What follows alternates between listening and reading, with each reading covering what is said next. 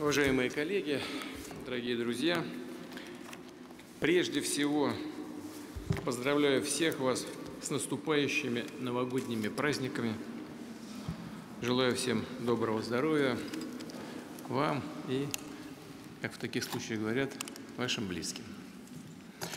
Напоминаю сегодняшнюю повестку дня.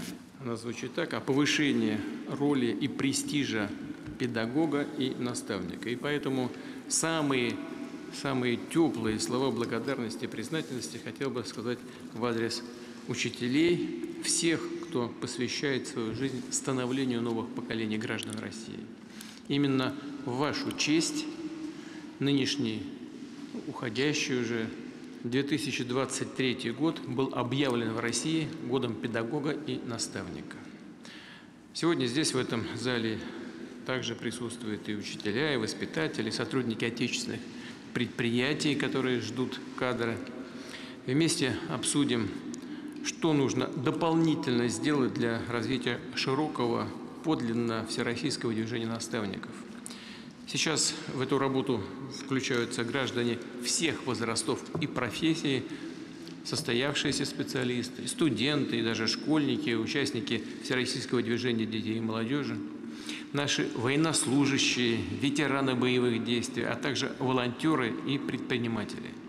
И всех этих людей объединяет одно устремление, чтобы дело, в которое они верят, которому посвящают свою жизнь, было продолжено, чтобы приумножались знания и опыт, сохранялись традиции и ценности, развивались, шли вперед все, кто занимается этим благородным делом, а значит и вся наша страна. Такой высокий и благородный смысл наставничества находит свое отражение в работе наших регионов, предприятий, вузов, учреждений здравоохранения, которые берут шефство, помогают своим коллегам из Донбасса и Новороссии. Низкий поклон учителям и наставникам наших воинов, которые сражаются на передовой. Они, эти учителя этих ребят, вырастили, воспитали настоящих мужчин, героев, научили их помогать товарищам быть смелыми, честными, порядочными людьми. Воспитание, скромное по наружности дело, в то же время является одним из величайших дел в истории. Эти слова принадлежат великому русскому педагогу Константину Дмитриевичу Ушинскому. Он много писал о роли наставников в формировании мировоззрения подрастающего поколения. Сегодня мы возвращаемся к этим традициям, берем все самое лучшее, чем гордилась и дореволюционная, и советская система образования. Восстанавливаем воспитательную, ценностную составляющую в школах, вузах, техникумах и колледжах. Для нашего суверенитета это так же важно, как и повышение качества преподавания, внедрение в образовательный процесс передовых технологий. И, безусловно, важнейший вопрос здесь – это улучшение условий труда педагогов. В этой связи отмечу, что в текущем году принят ряд законодательных решений, направленных на защиту прав учителя.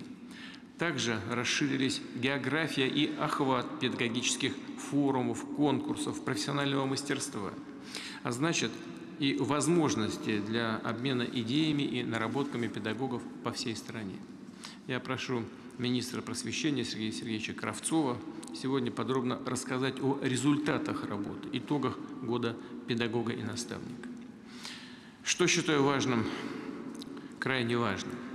Нужно внимательно смотреть, как реализуются на местах все предпринимаемые и намечаемые нами меры. Вместе с учителями, родительским сообществом искать действенные решения существующих проблем. Речь опять о том, чтобы снять с учителя непрофильную нагрузку, четко очертить круг обязанностей классных руководителей, привлекать и сохранять в системе образования молодых, энергичных, творческих людей, выпускников профильных вузов. Здесь, безусловно, важны все факторы. Это и наставничество, содействие со стороны старших коллег, и, конечно, адресные меры поддержки. Приведу как пример Новгородскую область, где студентам педагогических специальностей, заключившим контракт о целевом обучении, регион выплачивает стипендию в 20-30 тысяч рублей. такие практики регионов, это не единичная практика, нужно распространять по всей стране. Важнейший вопрос – это совершенствование системы оплаты труда. Напомню, что в 2012 году было принято решение об увеличении средней зарплаты педагогов до уровня среднемесячного дохода по трудовой деятельности в конкретном регионе. Эта мера сыграла определенную роль в повышении статуса учительского труда. Вместе с тем нужно совершенствовать, делать более справедливыми механизмы оплаты труда педагогов. И прежде всего заметно увеличить доходы учителей в тех регионах страны, где сейчас они существенно ниже, чем в среднем по стране. Труд учителя должен оплачиваться по единым, понятным и прозрачным правилам. Иначе между регионами накапливаются разрывы в качестве обучения. Растет дефицит педагогических кадров. Ну, понятно, меньше платят, люди оттуда переезжают. Качество преподавания в конечном итоге страдает. Все это нарушает ключевой принцип равенства образовательных возможностей для наших детей. В результате субъекты федерации не могут более эффективно наращивать свой социально-экономический потенциал. Именно образование лежит в основе развития. Мы никогда не должны об этом забывать. Ситуация очевидна. Доходы по региону ниже, чем в целом по стране. Значит, и зарплата учителя отстает. От этого теряется качество образования, как я уже сказал, а сам регион лишается кадрового, хорошего профессионального ресурса. Отстаивание, и это в конечном итоге ведет к отставанию и в развитии. Я прошу правительства предложить системные решения проблемы оплаты труда учителя. Здесь разные подходы есть, я сейчас не буду вдаваться в детали. Вот Татьяна Алексеевна может рассказать, но эти разные подходы в целом известны тем, кто занимается решением этих вопросов. Нужно двигаться в этом направлении. Отмечу также, что воспитательная работа, конечно же, не должна быть ограничена рамками школы. Нам нужно сформировать именно целостную систему наставничества для детей и молодежи. Обязательно задействовать потенциал Сириуса, платформы «Россия. Страна возможностей», движения детей и молодежи. Как уже говорил, активно подключать к этой работе и ветеранов боевых действий. Вот сейчас мы здесь с ребятами разговаривали. Они здесь находятся тоже. Да? И дальше буду обсуждать эти вопросы. Вы видели, и на прямой линии, прямо чуть ли не с линии фронта люди об этом говорят, потому что понимают, что это значит для страны, которую они сейчас защищают. Речь идет как об их участии в внешкольных мероприятиях, так и о преподавании предмета «Основы безопасности и защиты Родины». Особое внимание прошу обратить на поддержку воспитанников детских домов. Нужно настроить механизмы их профессионального обучения, последующего трудоустройства. Посмотреть, какое содействие необходимо некоммерческим организациям, волонтерам, людям, которые добровольно берут на себя миссию наставников, помогают детям, подросткам, оказавшимся в сложной жизненной ситуации. Обсудим сегодня опыт регионов и конкретные предложения на этот счет. Уважаемые коллеги, наряду с воспитанием подрастающего поколения, укреплением нашего ценностного суверенитета, наставники играют важнейшую роль в развитии промышленного, кадрового, технологического потенциала России. Исторически у нашей страны очень богатый опыт наставничества на производстве. Еще в конце XIX столетия так называемая русская система подготовки кадров внедрялась в ведущих технических университетах мира. В 30-е годы прошлого столетия наставниками молодых рабочих становятся лидеры стахановского движения, которое родилось у нас, кстати, на Донбассе. К концу 70-х годов в Советском Союзе наставническое движение объединяло уже 900 тысяч человек, почти миллион. Сегодня такие традиции наставничества возрождаются, развиваются, причем на качественно новом уровне и в частном бизнесе, и в госкомпаниях, таких как РЖД, Росатом, да и в некоторых других, в учреждениях образования и здравоохранения. Я знаю также, что такие лучшие практики наставничества планируется широко использовать и в работе Федерального технопарка профессионального образования, который в этом году открыт в Калуге. Ну, это как пример. В нем будут повышать квалификацию преподаватели, мастера производственного обучения, организованы также стажировки студентов педагогических вузов. Отмечу, что в Калужской области наставничество на производстве сыграло ключевую роль в ускоренной подготовке кадров, что в свою очередь обеспечило мощный промышленный подъем региона, позволило с нуля фактически построить десятки предприятий, получить дополнительные ресурсы для развития социальной сферы. И такой опыт должен внедряться повсеместно, по всей стране. Подчеркну, наставничество для отечественной экономики – это новые качества роста, сокращение издержек, повышение производительности труда. А это, как всем известно, ключевой элемент развития страны в целом. Это подготовка квалифицированных кадров, которые сейчас критически необходимы нашим предприятиям. Об этом, здесь коллеги из регионов знают, говорят по всей стране все наши структуры. Для каждого человека опытный наставник – это возможность повышать свои компетенции, решать более сложные задачи, а значит претендовать на более высокую оплату труда. В этом смысле наставничество – важнейший фактор формирования экономики и высоких заработных плат, повышения благосостояния наших граждан, российских семей. Я повторю, сейчас мы возрождаем многие традиции, и здесь важно сохранить именно живой дух наставничества. Ни в коем случае нельзя загонять это движение в бюрократические рамки, превращать в какую-то принудиловку. Напротив, нужно создавать такие условия, чтобы как можно больше людей искренне стремились взять на себя эту почетную миссию, передавать опыт, наставлять, в самом хорошем этом смысле этого слова, вести за собой других. Звание «наставник», оно должно звучать гордо. Для этого 5 лет назад мы учредили знак отличия за наставничество. Я предлагаю учредить и ежегодную премию «Наставник года».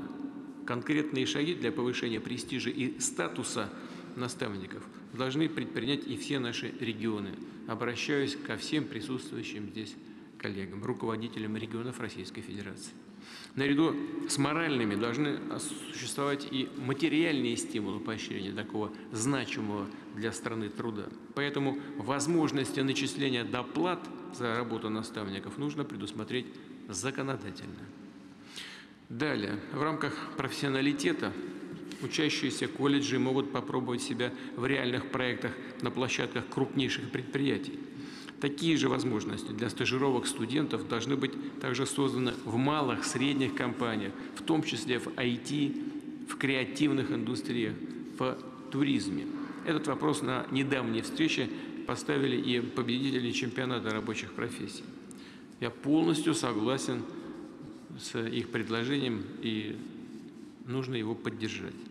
Считаю также необходимым возобновить подготовку мастеров производственного обучения и преподавателей специальных дисциплин, в том числе в инженерно-технических вузах, с привлечением настоящих практиков с производства. Кроме того, и бизнес-то не отказывается, они готовы это делать. Нужно просто наладить соответствующие коммуникации. Кроме того, учебные курсы и модули по наставничеству, изучение лучших практик должны быть включены в программы повышения квалификации не только работников реального сектора экономики, но и учителей, врачей и, конечно, управленцев, которые работают на предприятиях в регионах и муниципалитетах. Нужно обязательно помогать обмену опытом между организациями, компаниями, да и целыми регионами. Для сбора лучших практик, их распространения, предлагаю на базе образовательного центра «Машук» создать площадку по развитию движения наставников, привлечь к его работе и лекторов общества знаний, и победителей проектов платформы «Россия – страна возможностей». Дорогие друзья, всегда, во все времена напутствия наших великих учителей и наставников были пронизаны верой в своих воспитанников, в свой народ. Каждый человек наделен огромным запасом творческой силы. Пробудить эти силы и есть наша самая главная задача.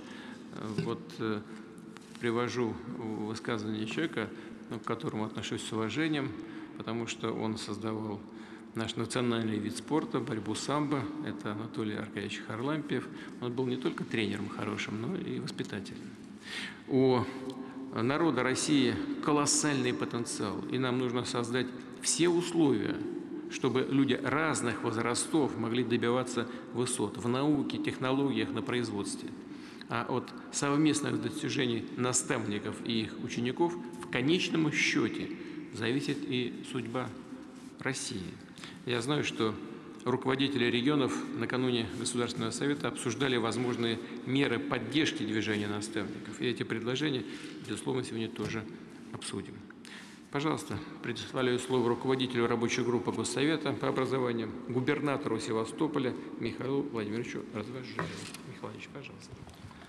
Спасибо большое. Уважаемый Владимир Владимирович, уважаемые коллеги, 23-й год вашим решением, Владимир Владимирович, был посвящен педагогу и наставнику, признанию обществом и государством особого статуса педагогических работников, повышению престижа учителя, привлечению в профессию молодых, энергичных, творческих людей, сохранению традиций, опыта и преемственности в российской системе образования. В центре системы образования находится учитель, классный руководитель, наставник. Учитель зачастую и становится тем самым наставником для ребенка, который направляет при выборе дальнейшего жизненного пути и помогает раскрыть способности и потенциал ребенка. Сегодня классный руководитель в школе вновь выполняет не только функции организации учебного процесса в классе, но и функцию воспитания, социализации, мотивации, поддержки. Подобно об итогах года, как вы сказали, сейчас будет докладывать министр просвещения Сергей Сергеевич Кравцов, но со стороны комиссии Госсовета хотелось бы сказать, что и подчеркнуть некоторые моменты все-таки прошедшего года педагога и наставника, что благодаря в том числе решениям, которые на президиуме Госсовета в 2021 году были вами приняты, и, безусловно, эффективной работе Министерства просвещения, и того факта, что сегодня ведомство полностью сфокусировано исключительно на проблемах развития школы, занимается только школой, результаты значительные, ощутимые и ощутимые всеми, и регионами, и педагогическим, и родительским сообществом, и главное, конечно, детьми, которые сегодня ходят в современную российскую школу. Из наиболее важных результатов нужно отметить, и с этим солидарны все коллеги, губернаторы, сегодня мы можем говорить об создании основ суверенной системы российского образования. Прямо коротко, не останавливаясь, это учительский труд перестал быть образовательной услугой, это главное достижение. Началось огосударствление исторического образования в Российской Федерации, единый национальный учебник отечественной всеобщей истории, пока для 10-11 класса, но работа продолжается. Разрабатываются единые программы по всем предметам, соответствующие учебники. Возвращена воспитательная роль школы. Появились советники по воспитанию, уроки с ребятами, разговоры о важном, которые идут во всех регионах. Создано движение первых. Внедрены единые подходы управления качеством образования. Введены уроки профориентации, позволяющие ребятам начинать осваиваться в современном рынке труда уже со школьной скамьи. В школу вернулось в этом году и трудовое воспитание. А к слову, хотел сказать, что в Севастополе разговоры о важном начинались с серии уроков о русской весне, о горьких уроках Майдана и единодушной народной воле севастопольцев и крымчан быть с Россией. И эти уроки прошли потом, благодаря Министерству просвещения, как единые федеральные по всей стране, и нашли большой отклик в сердцах. И мы договорились, что эти уроки будут проходить ежегодно в соответствующие даты. Уважаемый Владимир Владимирович, регионами страны всегда проводилась и проводится большая работа по поддержке и стимулированию педагогических работников. В этом году всеми губернаторами проводился целый комплекс мероприятий, посвященных образованию, педагогам. 470 видов мер социальной поддержки, из них свыше 100 мер поощрения и стимулирования педагогов реализованы в год педагога и наставника впервые. Уверен, и вчера мы это обсуждали, что эта тенденция не ограничится только титульным годом, а будет продолжена в регионах и далее. Ну и главная наша задача, конечно, вы сегодня о ней сказали, дали поручение правительству, это повышение зарплаты учителей. И здесь, конечно, у нас есть и внутренние ресурсы в регионах, это и повышение качества управления отраслью, и использование возможностей регионов, регионального законодательства, ну и, конечно, совместная работа с правительством Российской Федерации, чтобы можно было находить эти инструменты. Здесь просьба к правительству добавить комиссию Госсовета по образованию, чтобы в лице регионов мы эту работу провели совместно. Несомненным флагманом года стала набирающая динамику президентская программа капитального ремонта школ. Благодаря программе мы получаем фактически новые современные образовательные пространства. А благодаря тому, что в программу вошла и закупка оборудования, получается эффект полного обновления всей материально-технической базы. Правда, в ходе семинара совещания коллеги предложили, губернаторы обратили внимание еще на некоторые детали программы, чтобы сделать ее еще более эффективной. В ходе обсуждения эти предложения также будут озвучены. Но завершая эту тему, хотел сказать, что после ремонтов школы, особенно в селе, возвращаются учителя и дети. Вот в Севастополе в прошлом году мы отремонтировали по программе маленькую школу в селе Передовом. Детей после открытия в школу пришло в 3 раза больше. И в 2 увеличился педагогический коллектив.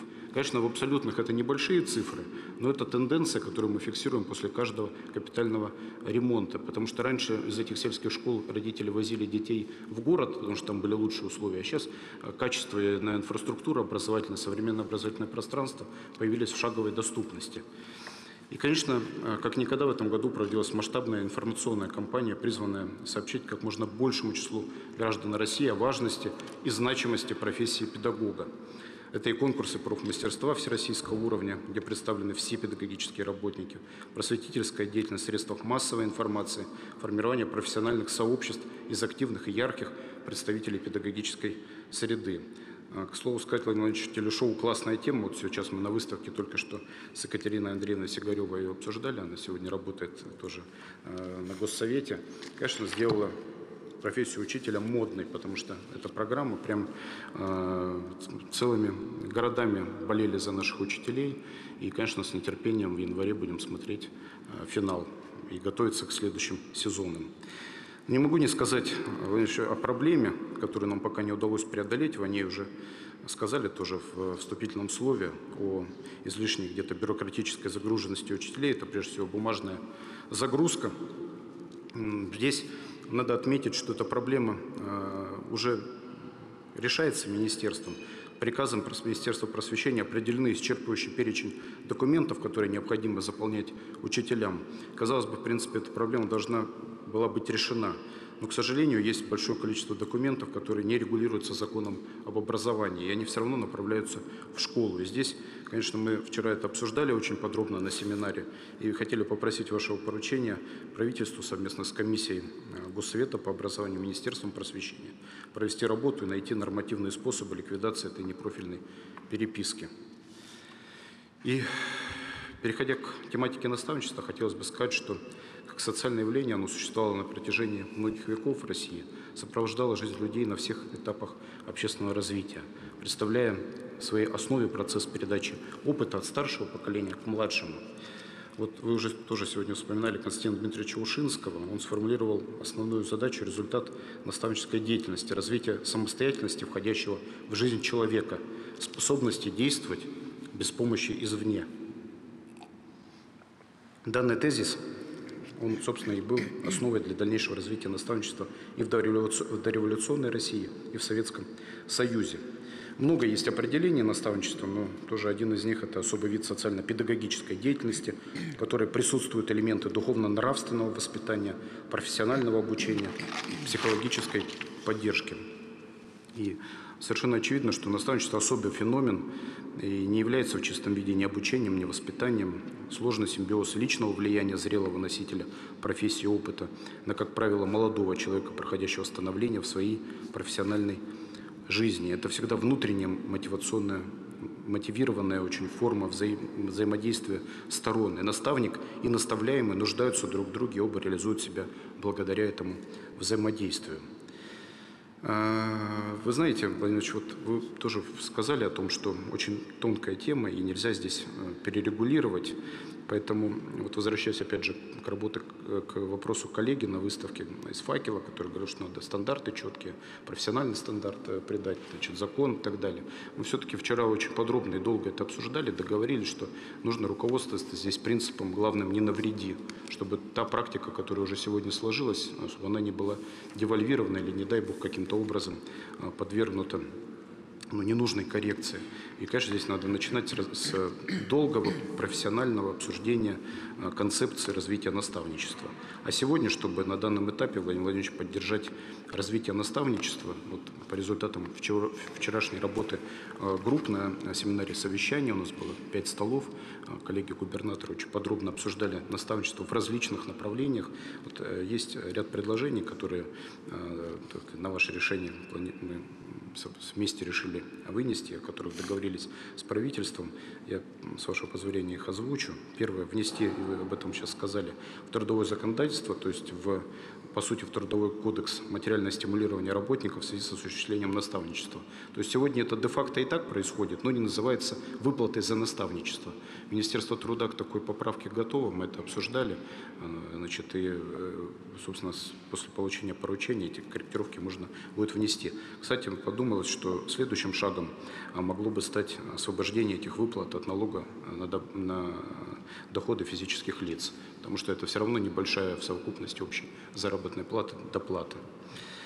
Также второе, создать условия для привлечения специалистов разного профиля из реального сектора экономики для проведения занятий по профессии в школах. Это тоже о том, о чем ребята говорили на выставке.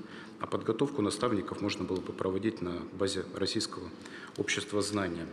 И также там вместе со знанием предлагается сформировать базу лучших практик наставничества для внедрения их в систему образования, воспитания и молодежной политики. Очень важно, значит, тоже, собственно, вы сказали об этом, привлечь к работе с молодежью, значит, особенно проводимой движением первых, людей, имеющих значительные заслуги перед обществом. Ну и, конечно, прежде всего, это наши ребята, герои специальной военной операции. Все, кто уже отдал свой долг Родине и по каким-то причинам сегодня не может быть в строю. Для повышения роли наставничества и наставника как деятельности считаем также необходимым вместе с коллегами из ОНО «Россия – страна возможностей» провести еще ежегодный конкурс «Наставник года» и организовать обсуждение темы наставничества на других всероссийских форумах и тематических площадках, где это, конечно, будет уместно. Ну, очевидно, что это будет уместно на всех наших экономических форумах, которые проводятся. Еще в качестве одной нематериальной, но очень важной инициативы предлагаем рассмотреть вопрос по учреждению памятной даты – День наставника. Важно продолжить традицию отечественного наставничества, которое на протяжении многих лет обеспечивало своевременное и качественное введение в реальную профессиональную деятельность квалифицированных кадров.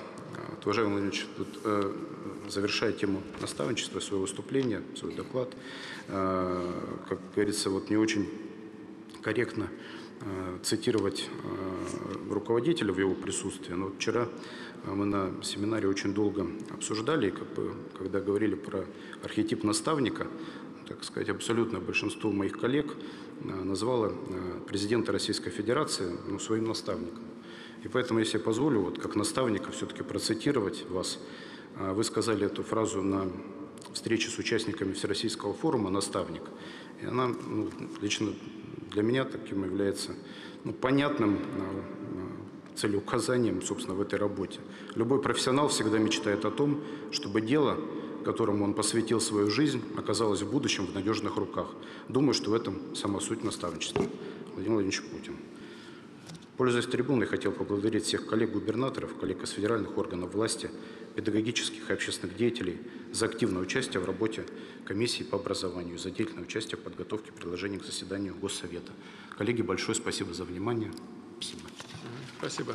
Вы упомянули о предложениях директора ОКБ «Факел» Геннадия Владимировича Абраменкова. Он здесь, мы предоставим ему слово, он сейчас еще раз сформулирует то, что он хотел сказать.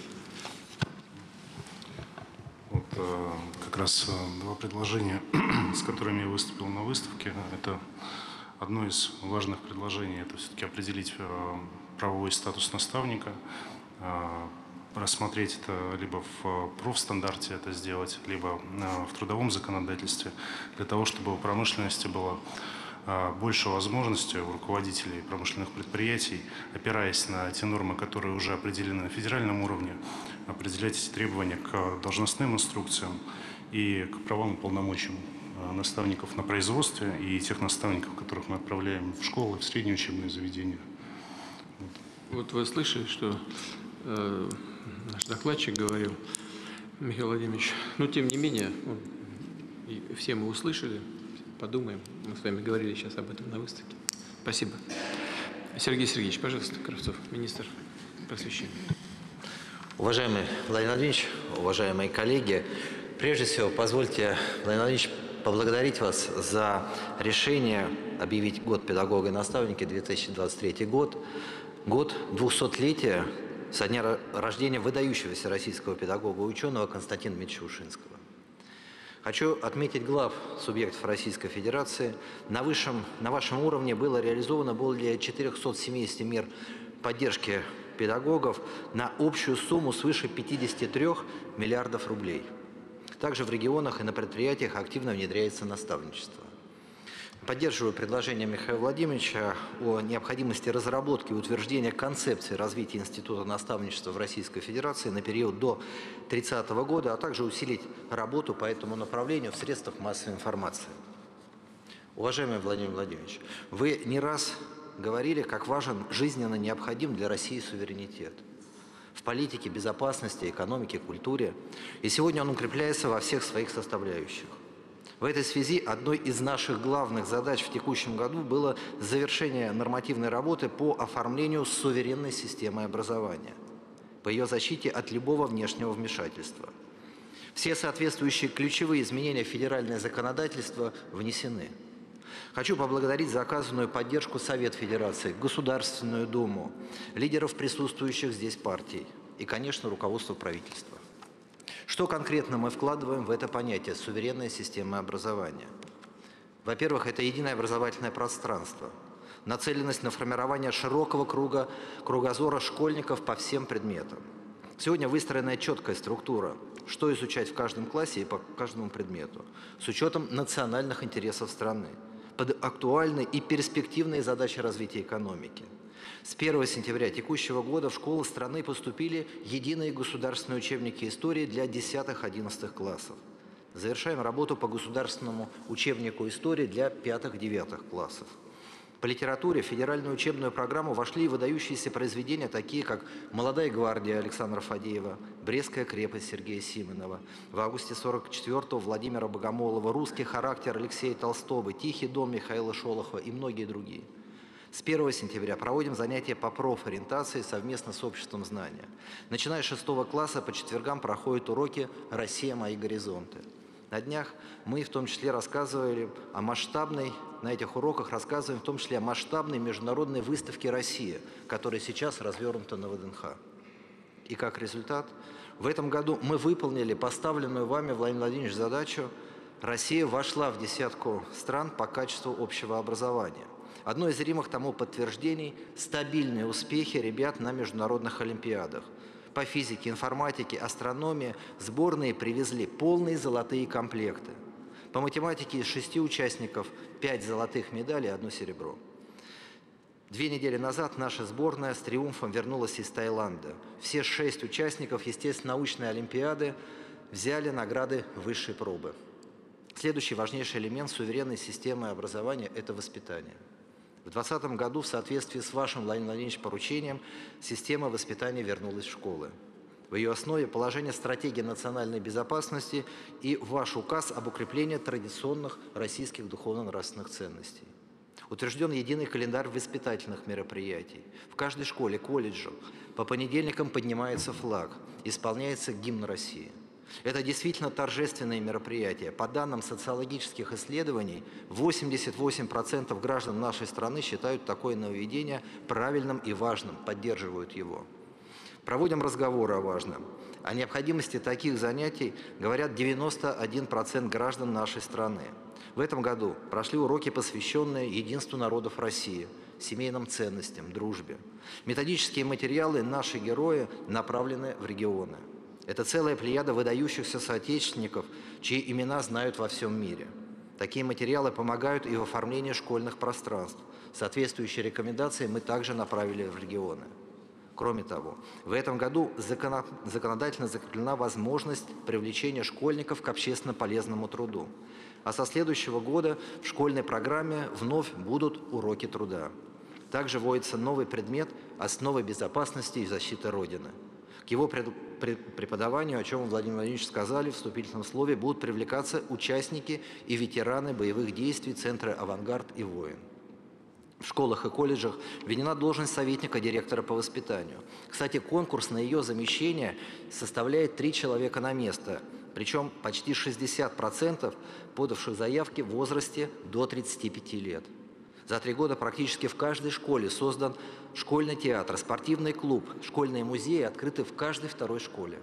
Большую воспитательную работу ведем совместно с Российским движением детей и молодежи и Федеральным агентством по молодежи.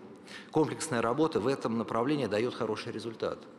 Сегодня, по данным ВЦИОМ, 95% школьников, а это рост на 35% за 3 года, заявляют, что гордятся своей страной, нашей историей и культурой. И не просто говорят об этом, многие участвуют в волонтерской деятельности, помогают нашим бойцам в зоне специальной военной операции, плетут маскировочные сети, делают окопные свечи, собирают гуманитарные грузы, пишут письма, шлют открытки к праздникам, в том числе к Новому году. Третья составляющая суверенной системы – безопасная информационная среда. Мы извлекли уроки из попыток проникновения и влияния всяких фондов типа Сороса. Сегодня недопустима реализация неопробированных разработок, присутствие в образовательных организациях любых посторонних лиц, иноагентов и структур, деятельность которых сомнительна. А проекты имеют явно деструктивную, в том числе антироссийскую направленность. В наших школах могут использоваться только государственные информационные системы с проверенным содержанием. Такую, подчеркну, в дополнение к традиционной очной форме обучения, мы совместно с Минцифрой разработали и успешно внедрили, это в ГИС «Моя школа». Также используем и региональный опыт, в том числе, в частности, опыт Москвы. Следующее направление – современная инфраструктура, созданная в том числе в рамках национального проекта образования. Вопреки всем этим санкциям, внешним ограничениям, мы строим школы, детские сады по всей стране. Ваше, Владимир Владимирович, поручения все выполнены в полном объеме и в срок. Все дети начальных классов обеспечены горячим питанием. Совместно с Еленой Владимировной Шмелевой создали 79 региональных центров, работающих по модели «Сириус». Открыто более 250 центров IT-Куб, 365 технопарков «Кванториумов», а также более 17 тысяч центров образования цифрового, естественно-научного, технического, гуманитарного профиля, так называемые точек роста в сельской местности, преимущественно и малых городах.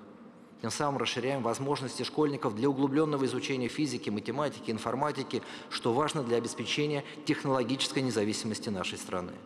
Важнейший результат по этому направлению – доступность дошкольного образования. Она составляет 99,4%, практически 100%.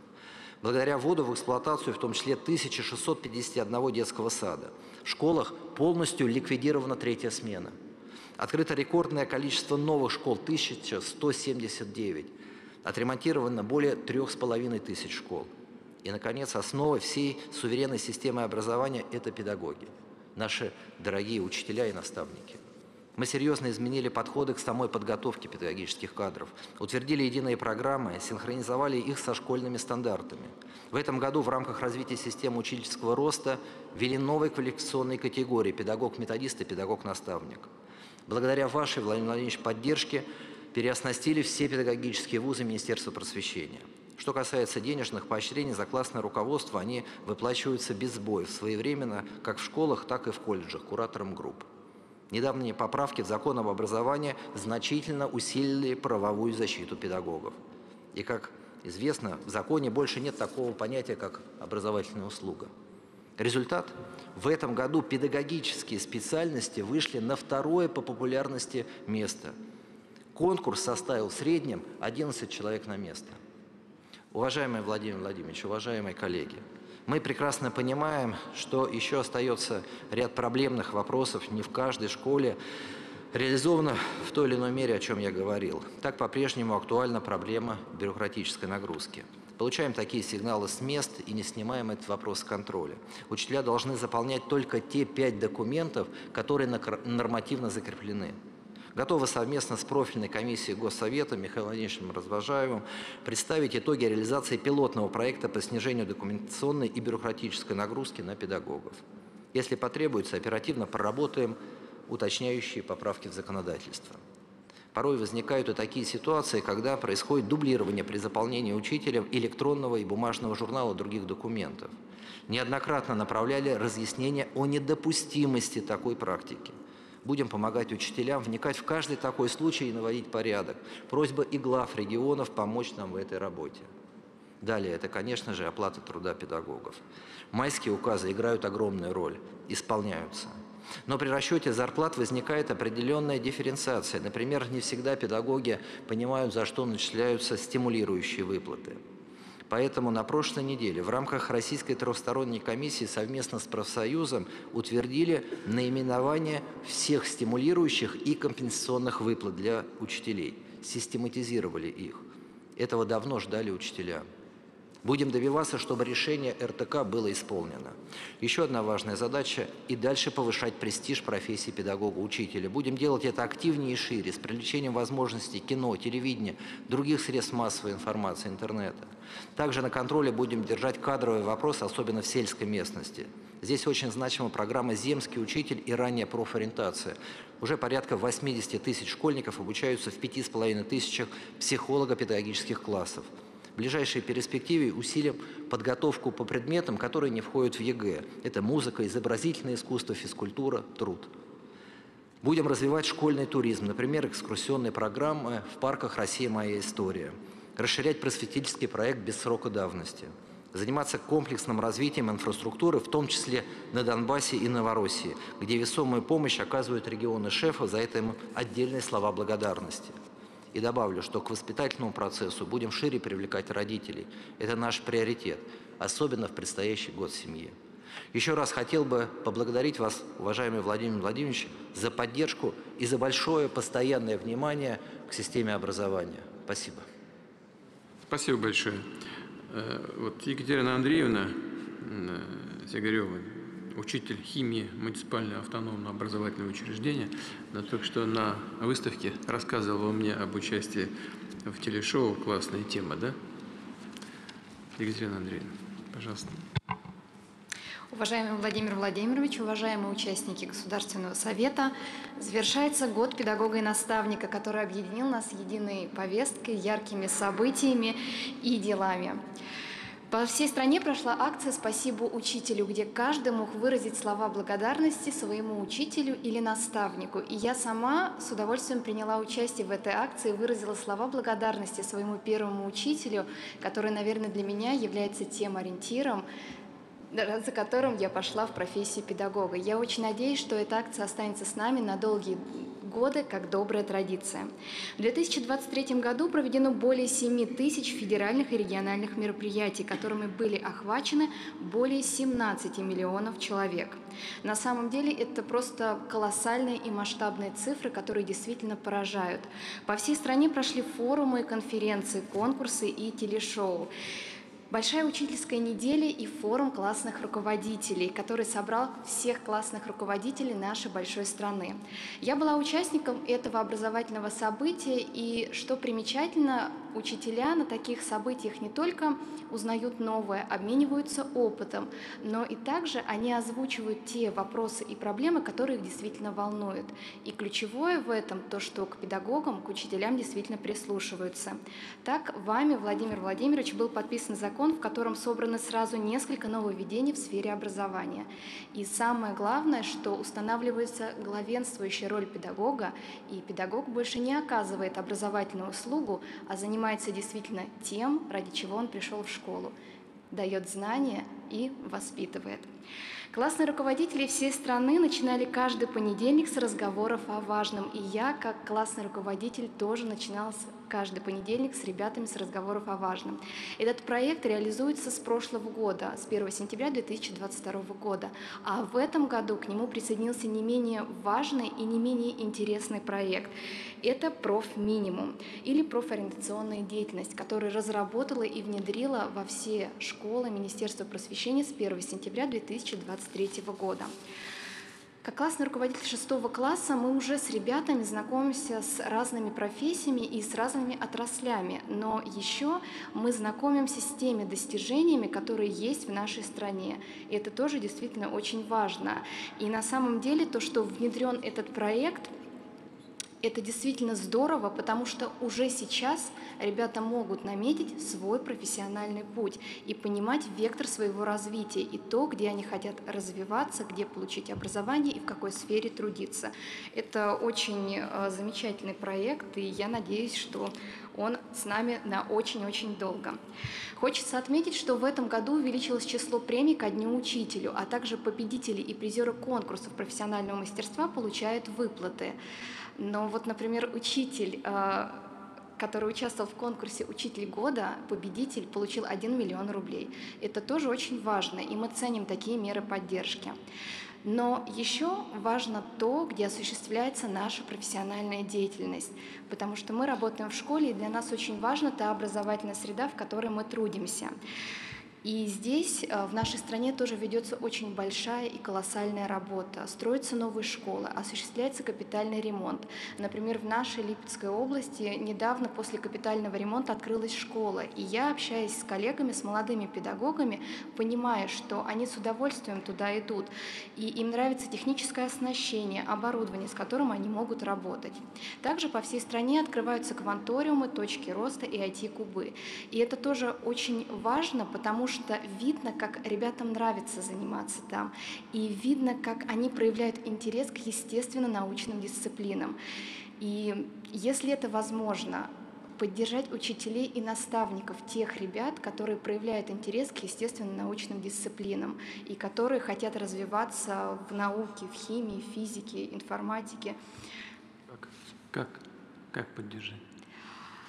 Ну вот как раз о чем вы говорили, система наставничества и вот система, наверное, оплаты труда и вот прочие какие-то законодательные нормативные документы, которые могут вот урегулировать именно сферу наставничества вот ребят, которые занимаются в кванториумах, IT-кубах или в точках роста.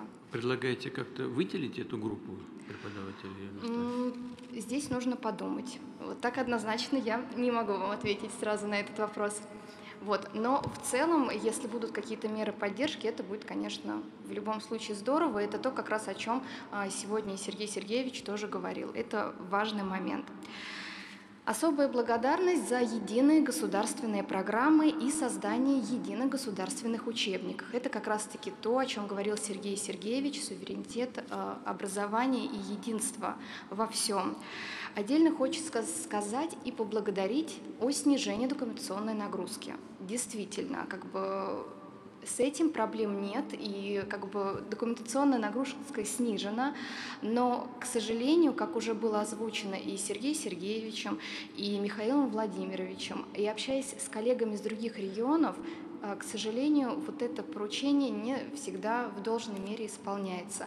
Вот, поэтому вот то, что было озвучено, если какие-то такие моменты можно урегулировать до конца, это будет замечательно, потому что для учителя, для его развития, профессионального роста в нашей стране действительно делается очень и очень много. И уходящий год, год педагога и наставника, это в очередной раз подтвердил.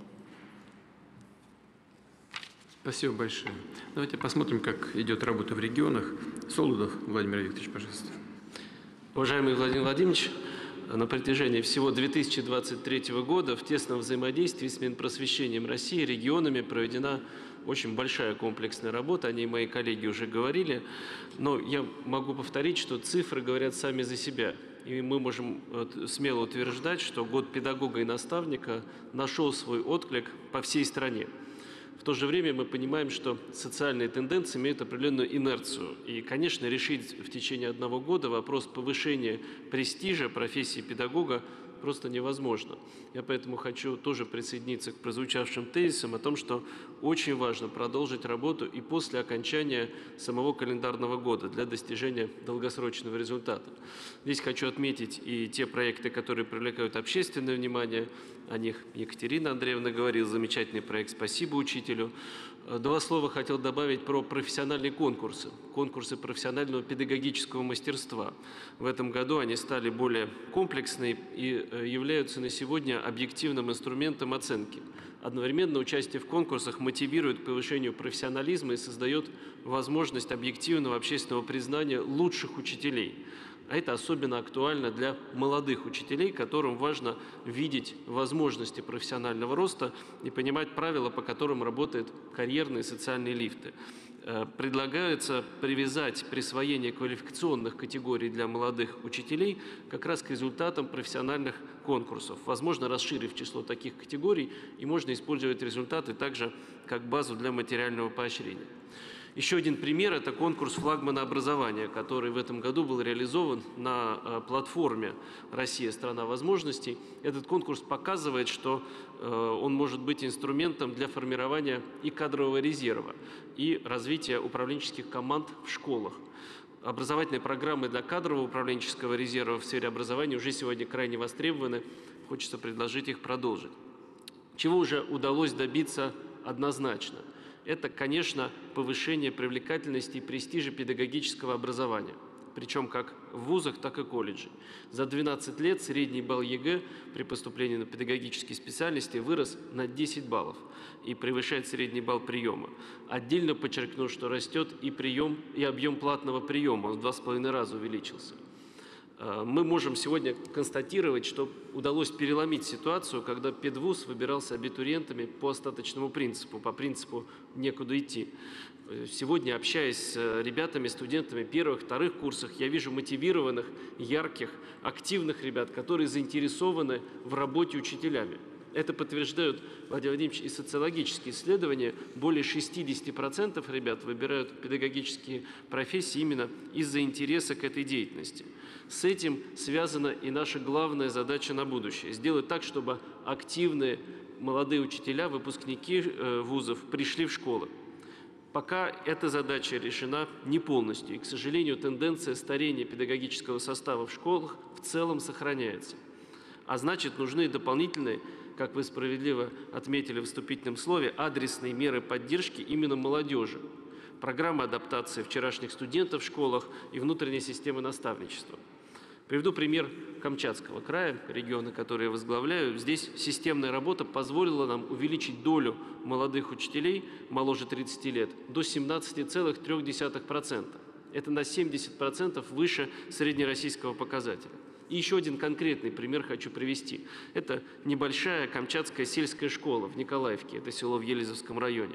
За 5 лет из этой сельской школы вышло 2 учителя, лауреата Всероссийского конкурса «Учитель года». А ежегодно школьники становятся победителями региональных, федеральных конкурсов и олимпиад.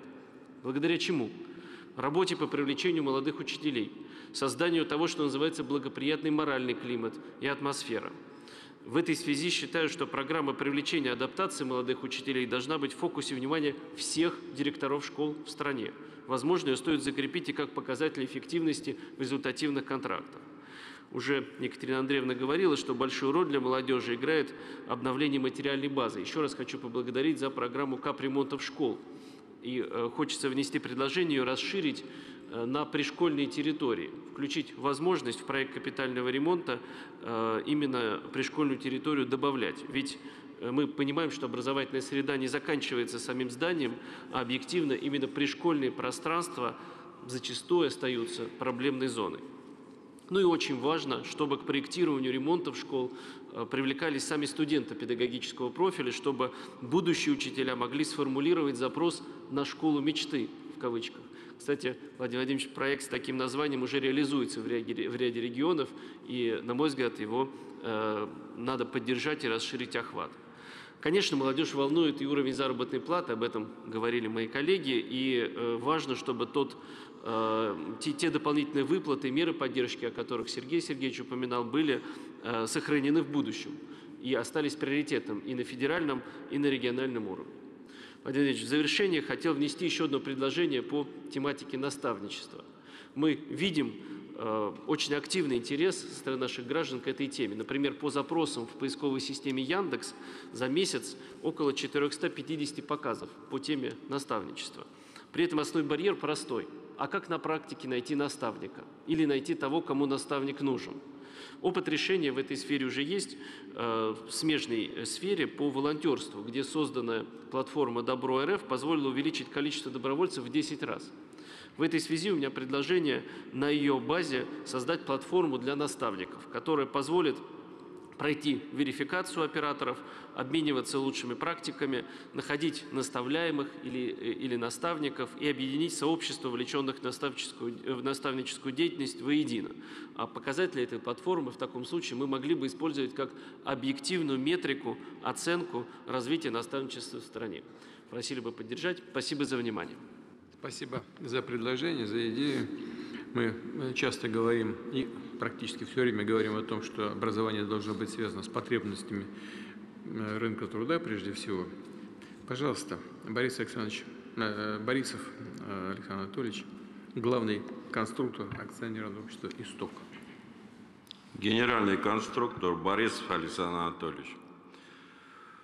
Уважаемый Владимир Владимирович, уважаемые участники Государственного совета, наставничество появилось не само собой, а как способ обеспечения выживания наших предков путем передачи жизненных навыков, умений и знаний выживать и развиваться, создавать суверенное общество, нашу Родину.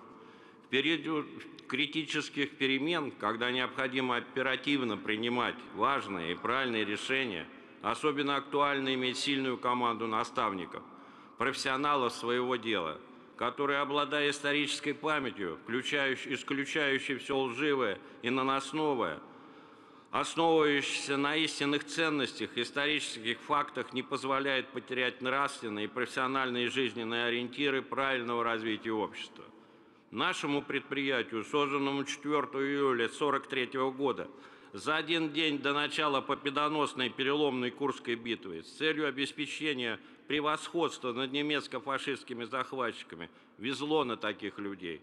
Наставники, которые своим примером, уже в период 80-х, 90-х годов, когда Россия находилась в смуте, в нищенских условиях, зачастую без средств к существованию, не убежали с предприятия за лучшей жизнью. Объединившись вокруг него, каждый день, выходя на свои рабочие места, разрабатывали и серийно выпускали приборы и устройства, которые сегодня обеспечивают неприступность наших рубежей и спасают тысячи жизней.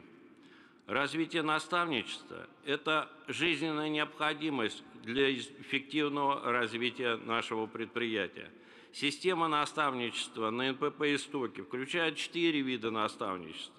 Наставничество для школьников в рамках профориентационных и развивающих мероприятий, которые вырабатывают у них осознанную потребность связать их дальнейшую профессиональную деятельность с нашим предприятием.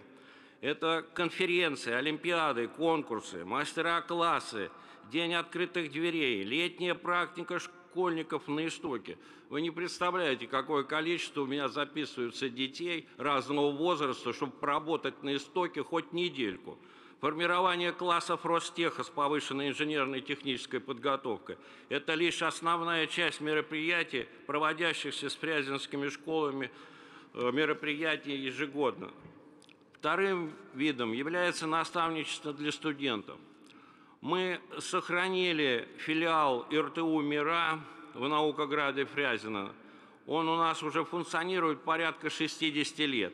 Особенностью этого филиала является то, что руководителями всех 4 базовых кафедр и 15 лабораторий учебных являются главные конструктора «Истока». Студенты под их руководством со 2-го курса работают на нашем уже предприятии и готовят свои дипломные проекты под руководством наставников по темам выпускаемой продукции заводом. Для дальнейшего повышения квалификации на Истоке функционирует дополнительное профессиональное образование, аспирантура и докторский диссертационный совет. Третьим видом наставничества является наставничество для новых работников предприятия на период их адаптации в должности. Наставничество для профессионального обучения работников предприятия является его 4-м видом. Если наставничество школьников и студентов, мы решаем задачу привлечения на предприятие высококвалифицированных сотрудников, мотивированных попасть именно к нам, то наставничеством для новых работников предприятия на период адаптации в должности мы снижаем текучесть кадров, которая с 16% в 2019 году снижена до 4% в 2023 году. Наставничество для профессионального обучения работников предприятия направлено на создание благоприятных условий труда, активации творческого потенциала и обеспечение преемственности на ключевых должностях с передачей ключевых знаний и навыков, обуславливающих значительное увеличение выпуска продукции и стремительный рост выручки и прибыли. Как доказательство сказанного является то, что на нашем предприятии в период с 2010 года по настоящее время выручка с 2,6 миллиардов рублей увеличилась более чем в 11 раз и составила в этом году, мы этот год закончили, 30 миллиардов рублей. Прибыль с убыли увеличилась до 4 миллиардов рублей. Средняя заработная плата увеличилась с 22 тысяч до 120 тысяч. Ну и, конечно, количество сотрудников увеличилось с 4 тысяч до 8 тысяч.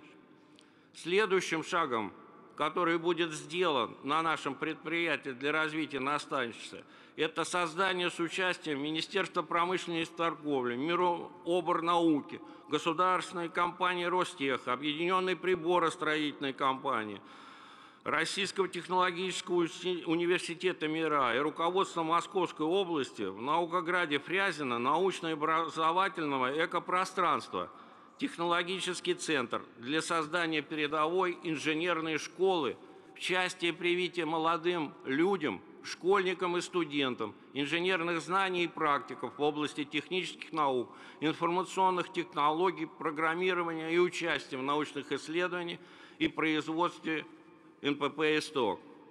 Молодые люди под руководством наставников в технологическом центре получат возможность создавать проекты, разрабатывать технику различного уровня, принимать с разработанной им техникой участие в соревнованиях, в том числе международных.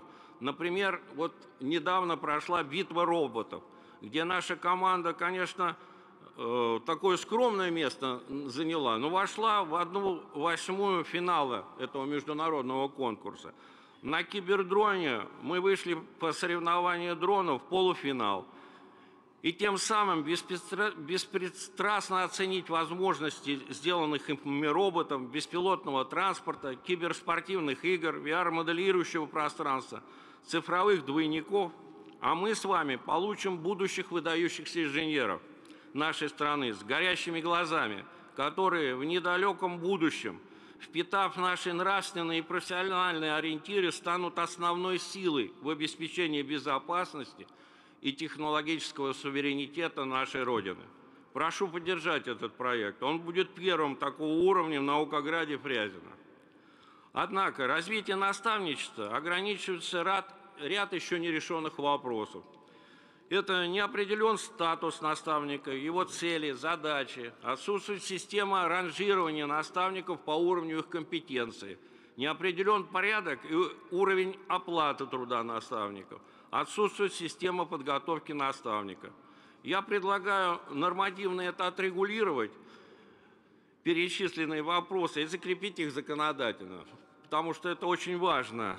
На нашем предприятии этот вопрос решен, но существует много бюджетных предприятий, которые не могут это самостоятельно сделать за счет своей прибыли, которую разрешает тратить собственник.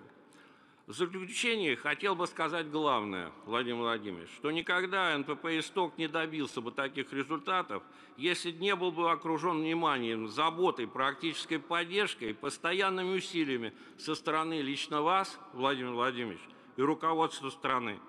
Огромное вам спасибо от сотрудников нашего предприятия и от меня лично. Спасибо большое. Спасибо и за предложения ваши.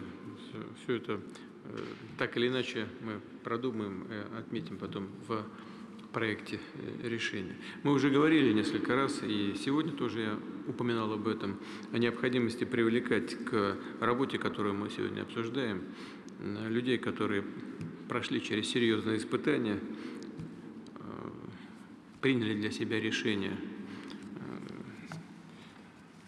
Родину защищать. И вот сейчас в этом Андреевском зале с удовольствием предоставлю слово кавалеру ордена Георгиевского креста Захарову Руслану Анатольевичу. Пожалуйста. Здравствуйте, дорогой мой президент Владимирович. Я хотел представиться. Я Захар Руслан Анатольевич, старший сержант 80-го отдельного разведывательного батальона морской пехоты «Спарта». Я простой гражданин Владимирской области, прибыл сюда пару суток назад с фронта, и после нашей встречи убываю обратно с большим желанием. Я хотел бы вас поблагодарить за сильную, крепкую Россию, за развитие ее внутри страны, так же, как ее за пределами, за все, что вы делаете для нас. Вы активно поддерживаете спорт, учителей, наставников, тренеров. Вы являетесь нашим наставником, так же, как вы являетесь давным-давно еще наставником и для меня. И есть у вас такая фраза, да, нужно дело доводить до самого конца, где я ей как бы руководствовался на фронте. Мне удостоилась честь воевать с героем России, с героем Донецкой Народной Республики Владимиром Жогой, где я получил 3 контузии, отказался от эвакуации и хотел выполнить поставленную задачу, дойти до конца, взять высоту, закрепиться и сочистить ее, где дошел до высоты, получил пулеметную очередь в ногу, встал, отработал с гранатомета, получил еще одну пулеметную очередь, где я больше встать не мог, и сразу вспомнил слова Александра Васильевича Суворова: «Сбит с ног, на коленях идите. Если не можете идти, то лежа отступать». Я взял автомат в правую руку и пополз в огонь, как бы, и на врага своего. И у меня в этот день была возможность попасть в плен, либо подорваться. Но командир Шмель мне не дал попасть в плен, да, вот, вытащил меня уже и эвакуировал Семен Пегов. И хотел бы всем гражданам России и всем жителям посоветовать, что всегда нужно доводить дело до самого конца. Народный фронт пригласил меня в августе на мероприятие, где я работал с молодежью, рассказывал им об его пути, о подвигах своих боевых товарищей, на что готовы наши воины ради нашей великой общей победы. Мы не только их зарядили, но они зарядили нас своим трудом, большим желанием тренироваться. У меня был больше всего женский коллектив, но мы все прошли испытания с отличием, нас отметили. Настолько это только усиливало мою команду, женский коллектив. Я планирую дальше после победы, я действующий боец, и планирую после победы заниматься наставничеством. Я как бы... Человека нужно судить не по словам, а по его действиям. И я веду телеграм-канал, да, «Владимирская Русь», где все свидетельствует мой образ жизни. Я сдал спортивные нормативы на высшую категорию, веду информационную войну против киевского режима, преступления в городе Донецке. Да. То есть в разных направлениях я развиваюсь, работаю с молодежью, приезжаю на соревнования, навещаю их, раненых бойцов в госпитале, раздаю продукты питания, лично сам в храмах продукты питания, торты, сладости на улицах раздаю, убираюсь на улицах, тоже если есть гололед, бью лед, либо все это свидетельствует мой телеграм-канал. Я хочу, у меня нет возможности в связи с своей работой, службой, то есть в соцсетях, да, я показываю людям на собственном примере, нужно начинать с себя, менять себя, а не других. И хотел бы, чтобы люди видели и уже непосредственно, я не люблю в жизни якать, но есть такая возможность, чтобы смотрели и действовали так вот во благо Родины, во благо общего народа. Я поступил, уже учусь на 2-м курсе в педагогическом колледже города Владимире. Спасибо вам большое за слово. Спасибо.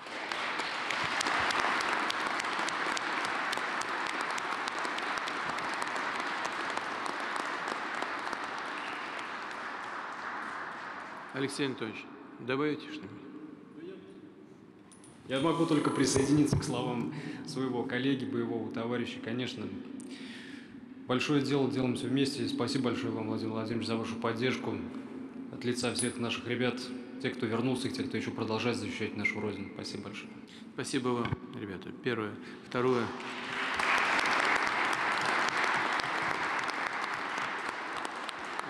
Второе, уже говорил об этом, это звучало неоднократно, и хочу повторить еще раз. Наставничество – это благородная миссия, педагогика, воспитание, но нет ничего более яркого, нет ничего более эффективного, чем передача своих знаний и своего опыта от сердца к сердцу.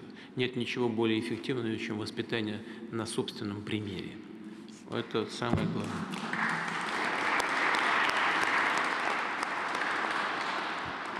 Вам большое спасибо и хочу искренне пожелать вам успехов и в той миссии, которую вы выполняете в боевых условиях, и в том пути, который вы избираете для себя по воспитанию будущих поколений. Спасибо.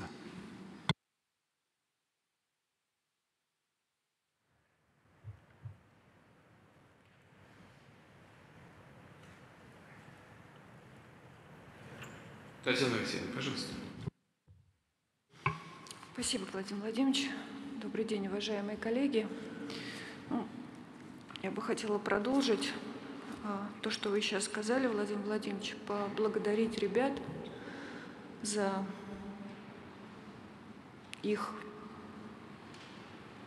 службу, за то, что они защищают нашу страну, и сказать, что когда с нами есть такие надежные парни, мы абсолютно уверены, что мы победим.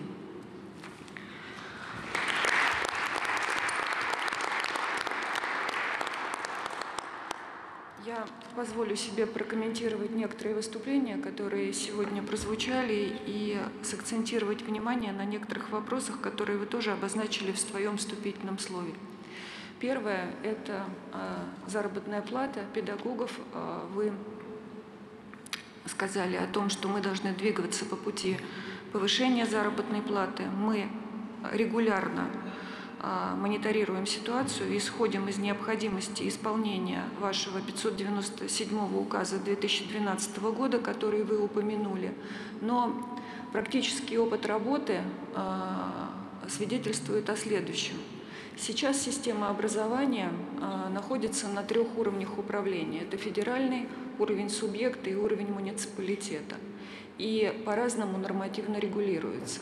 Поэтому нами в рамках Российской трехсторонней комиссии по регулированию социально-трудовых отношений было принято консолидированное решение работодателей, профсоюза и правительства о выработке на 2024 год единых рекомендаций по установлению на федеральном, региональном и местных уровнях систем оплаты труда работников государственных и муниципальных учреждений. Вроде бы ничего особенного в этом документе нет, он традиционный, носит рекомендательный характер, но проанализировав существующий опыт, мы изменили подходы и особенности установления систем оплаты труда для образования, некоторые особенности для здравоохранения, культуры и других бюджетных отраслей. Важным считаю следующее, что мы также договорились, это рекомендации, понятно, что не все могут на них опираться, но тем не менее в рамках Российской трехсторонней комиссии на прошлой неделе мы договорились, что ежеквартально нашими силами, силами российских трехсторонних комиссий мы осуществим мониторинг этой работы, посмотрим, где у нас существуют на сегодняшний день реальные проблемы и где нужно, как вы сказали, сократить ту дифференциацию, которая сложилась на протяжении определенного периода времени. Соответственно, вместе с Министерством финансов будем работать в рамках этого направления, ну и, конечно, вместе с регионами. Второе. Сегодня уже звучала тема бюрократической нагрузки. Я хочу сказать, что действительно были приняты поправки в закон об образовании, были приняты соответствующие нормативные документы Министерства просвещения, и определено было, что 5 документов, которые являются отчетными для педагогов. Но есть другими законами и нормативными актами установлена внешняя отчетность, а также запросы отдельных других федеральных и не только федеральных органов власти. Соответственно, по поручению председателя правительства в 6 регионах Российской Федерации, в 21 учреждении проводится эксперимент по снижению той самой бюрократической нагрузки, о которой сейчас говорят коллеги.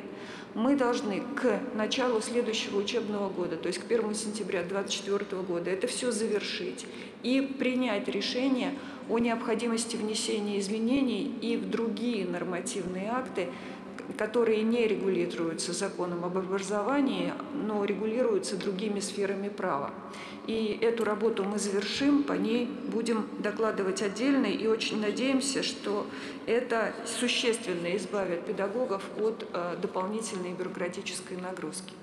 Третье, о чем я хотела сказать, и это сегодня тоже звучало, это тема, которая связана с наставничеством. Очень тонкая тема, мы ее обсуждали с губернаторами вчера, мы обсуждали ее с наставниками и пришли к единому выводу, и сегодня многие об этом говорили, что нельзя забюрократизировать эту сферу.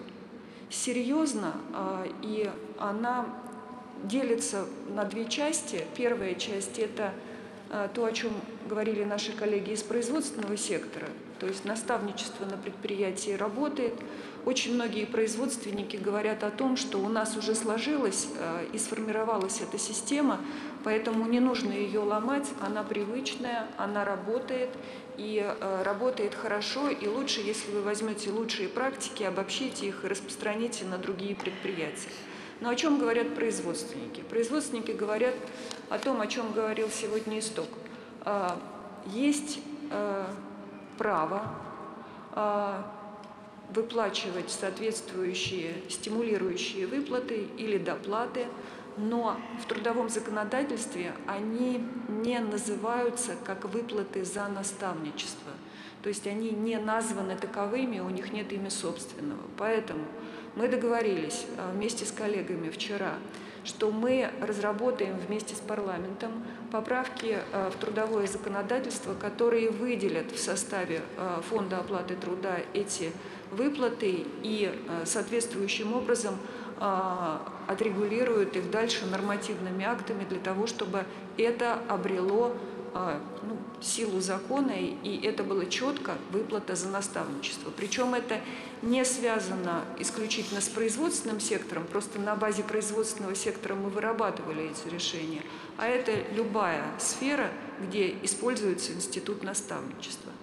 Есть другое наставничество, которое, если можно сказать, по велению души, по зову сердца, и это то, что коллеги считают, жестко регламентировать не нужно.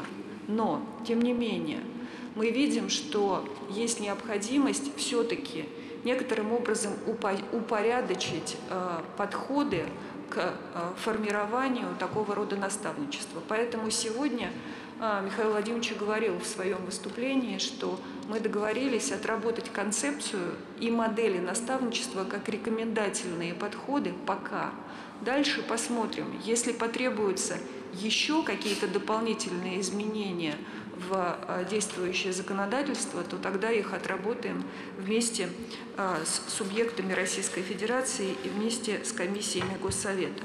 Но уже сейчас могу сказать, что у нас на базе Министерства просвещения с участием экспертов создана соответствующая рабочая группа, которая в ближайшее время такие предложения, такую концепцию представит.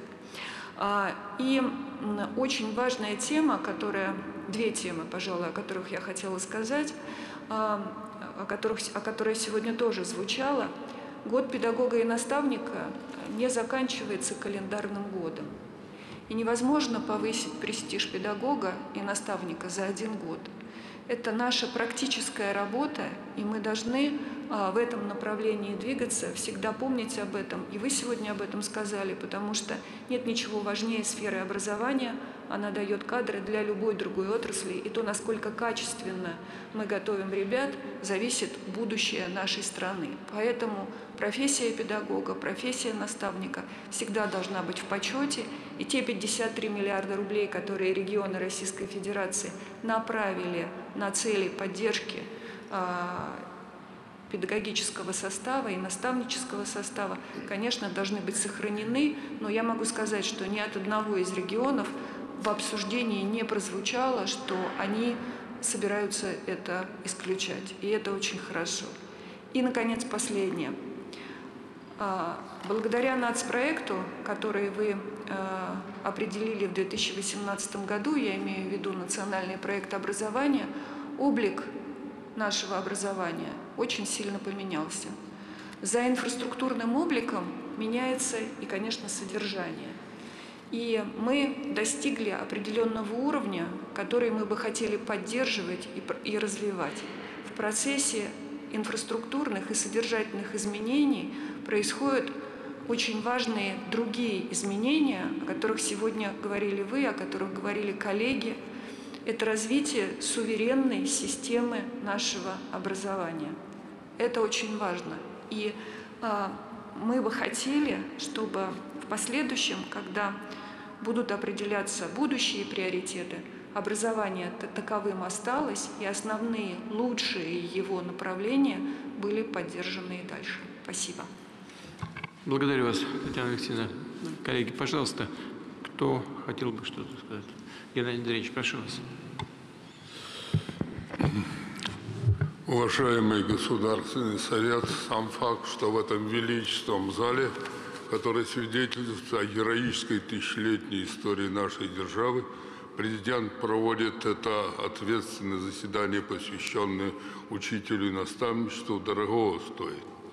Но в условиях войны, которые натовцы и американцы объявили русскому миру, содержание работы учителя и наставника приобретает особый смысл.